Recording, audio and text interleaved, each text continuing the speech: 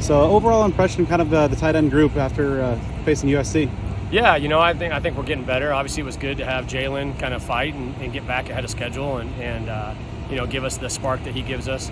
I thought Messiah had a really good game. He was really physical at the point of attack, really getting after those guys. I mean, that's really his skill set, and he takes a lot of pride in it. And he was good. I mean, I thought he set the tempo up front physically. So, and then Ryan Morgan came in, gave us some really good, valuable reps. Same thing with Bryce. So, good effort for those guys. Jalin was productive. I think he had 70+ yards receiving and had some big plays. And we had a couple other opportunities that were right there that could have popped as well. So, I thought all in all it was a good effort. I just like the way we competed. I think that was the biggest thing, is from a physicality standpoint, from a mindset standpoint. Like, we stayed in that fight for 4 quarters, and that's what we really wanted to see.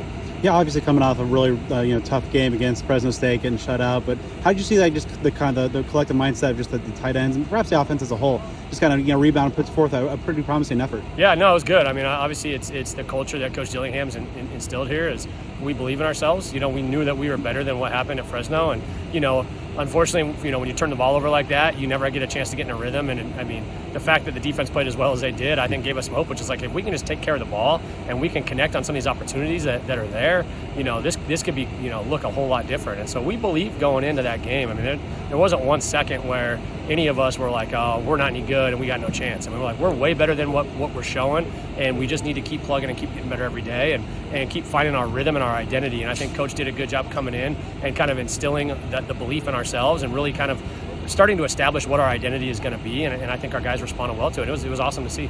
When we talked in the offseason, you mentioned that Bryce Pierre is a guy that's got a lot of potential, and with Jalin out 2 weeks ago, led the team in receptions or receiving yards.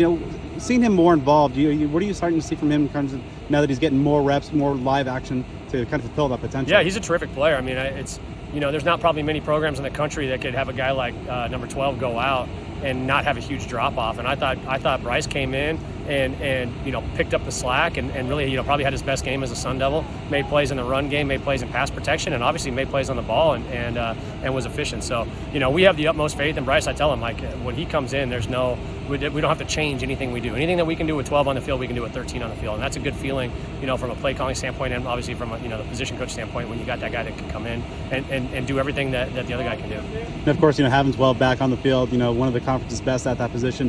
What was it like, just kind of the infusion that he was able to give the offense? And it looked like that the offense now with Kenny calling plays, maybe getting the playmakers like him a little bit more involved. Yeah, no, when you got that guy in the field, you got a chance, to make a play anytime. And whether you got man coverage or it's a busted play or whatever, I mean, he's a big target. He makes plays with the ball in his hand. Run after contact is elite. And so, having that guy in the field is special. He's a special playmaker. But, I think we get in a position too where we can get into a really good rotation of players, getting guys lots of reps, keeping them fresh, and that way Jalen's always on the field in crucial downs. He's never gassed, he's never tapping to come out, because we have guys that can spell him. And so I think that's what we're really fighting to now, is like getting into our depth, really trusting our depth and playing guys and rolling guys in and out in different personnel packages. So when we do get into certain situations, we got to make sure that we got the guys that fit that scheme on the field and they're fresh and ready to go. And of course, with him back, your unit's fully healthy. The offensive line, unfortunately, not the same.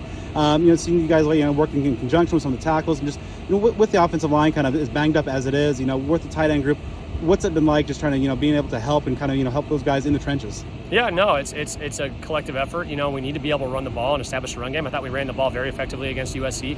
Obviously that's a testament to the O-line and the guys that have stepped in and stepped up. But also, our tight ends being involved as well. And Ryan Morgan was phenomenal in the run game last week, and didn't play a ton of snaps, but the snaps he played, he was very efficient and effective and physical. So yeah, that's part of the deal is tight ends and the O-line working together. That's what makes a tight end special, is the ability to not only make plays, on the ball, but also go down, put your hand in the ground and get after people and be an impact player up front. So it's good to see we're continuing to build and work together. And when you've had some guys in different spots, sometimes that that timing and that communication, all that, it just needs some work. But like today, just getting into individuals and getting some tackle tight end combo stuff done, that's crucial. And it's fun to see these guys. They're growing into a team. They care about each other. They got a lot of fight in them. They believe in Coach Dillingham and what we're building here. So I don't think we're never gonna fold up our tents and pack it in. We're gonna keep fighting it to get better every single day. Heading up to the Bay for a road test against Cal, a team that typically has pretty good defense, good defensive-minded head coach.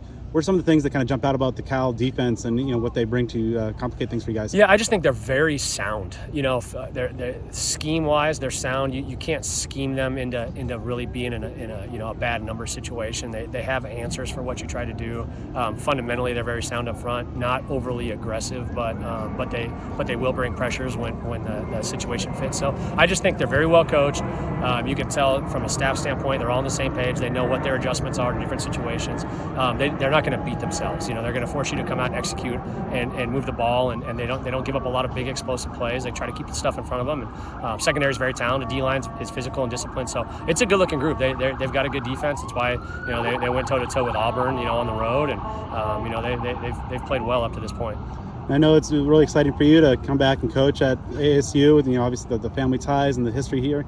Now that you have a month in, 4 times running through that Tillman Tunnel and in that maroon and gold, what's it just been like? Just having like actual games under your belt as a Sun Devil coach. Yeah, no, it's been awesome. I mean, the first game walking out and seeing Thunderstruck from the sideline, knowing that I was a part of the team. I mean, that was pretty special. It kind of gave me chills, to be honest with you. And getting to experience the devil walk with my kids, and seeing the looks in my kids' faces when they're walking through with the cheerleaders and the band playing, and just some of those things is really what's awesome.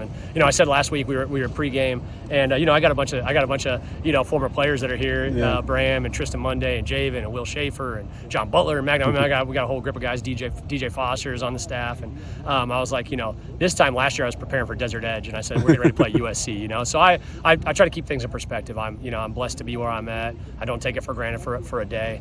There's never been a day I showed up and like, man, it's a grind, it's hard, but I love where I'm at. I love what I'm doing, and I love where we're going and what the future is going to look like.